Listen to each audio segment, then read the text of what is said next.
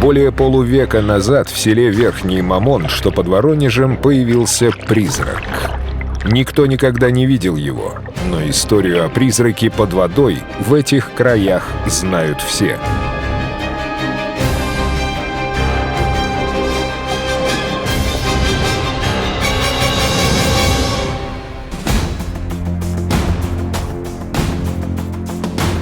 Вот он торчит, слушай. Вот торчит громадный объект. Сейчас мы набьем метку на него. Вот это кроки, так называемые, следы. Вот я уменьшу. Представляете, вот это столько пройдено и столько набито точек. Каждый из точек это конкретно то, что мы что-то заметили. Это каждый объект на этой маленькой акватории.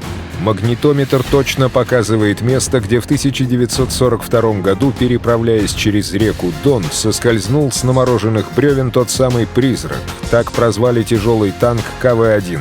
Когда проходящая по реке баржа получила повреждение об орудие, стоящего на дне танка, его взорвали.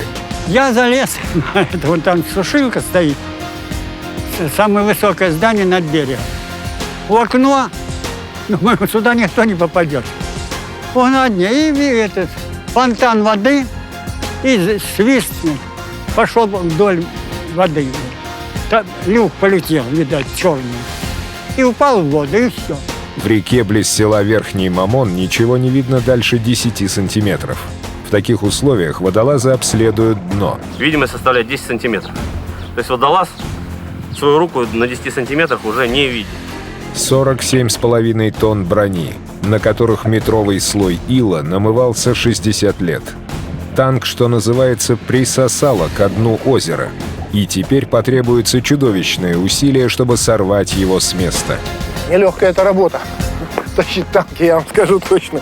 Это точно сродни бегемота вытаскивать из болота. Усилие в 300 тонн. На берегу реки, вдали от промышленных предприятий, может дать второй танк. Или лебедка с системой полиспастов. Это устройство, огибаемое тросом, многократно увеличивает силу. Прицеплена серьга. К серьге прицеплен трос. Оголовок. К нему подтянуто методом обратного полиспаста, притянут основной базовый трос. Сколько вот это расстояние? 40 сантиметров. 60. Тот маленький тросик. Да, подойдет. Все. Вставляешь маленький тросик сюда, вынимаешь блок. Маленький трос ставим. Здесь имеем трос. Уже такой же длины. Сейчас мы наращиваем длинным тросом, соединяем, бросаем, у тебя запас. Переносишь блок, просто чтобы не надрываться очень. Поисковому отряду повезло. На танке остались буксирные рамы. Я нашел точку зацепа. Отлично. Вот такое ухо. Вот с таким отверстием. Отлично. Это означает, что подъем продолжается. Танк можно будет надежно закрепить. Танк абсолютно не в песке. Смотри, сваи моста старого. Теперь уже понятно, как он лежит. Отмыли вверх. Смотри, отмыли вверх. Вот корпус лежит. Вот так мы его под углом имеем. Вот здесь. Корпус сорванный полностью вверх. Ну, если нарисовать примерно, такая вот коробочка. Сорван вверх, верх заполнен песком. Вот здесь у нас закреплены рымы. Вот идет потяжка. Потяжка идет точно через старые сваи.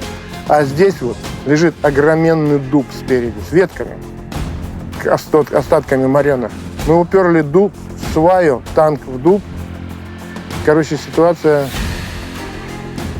Да, ситуация не из простых. Мореный дуб. Не распилить, не вытащить. Ветки уперлись в дно реки. Остается только вымывать из-под него песок, чтобы его отнесло течением. Я никогда не подумал бы, что к нам в город приедут тащить танк. Но его тащат, и я очень рад, что в этом участвую, помогаю вытаскивать танк своими руками. Алексей Викторович, он нам говорит, что помогать, что делать, там, тросы сцепляем, там, подтягиваем чуть-чуть.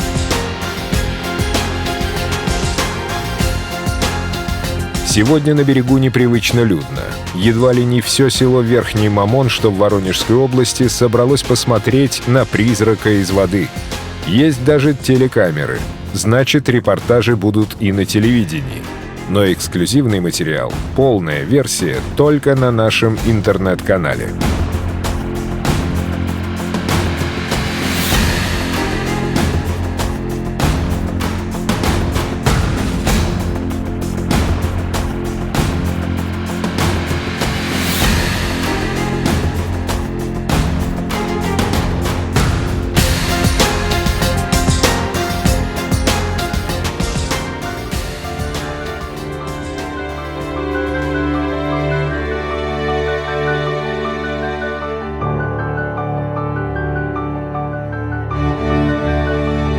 скажу вам одну вещь. Все, что мы сейчас делали, абсолютно откровенно, все было на грани фола. Этот танк меня просто вымотал. Трасса, перепасовки, переезды, вперед лебедку выдать, назад лебедку выдать. Просто сил больше нет. Танк поднят из воды. Но это далеко не конец истории. Впереди у нашего «Призрака» дорога в Острогожскую военную часть, где команда специалистов восстановит раритет и отправят в Центральный музей бронетанкового вооружения и техники в Кубинке. Следите за новыми программами на нашем канале. Продолжение следует.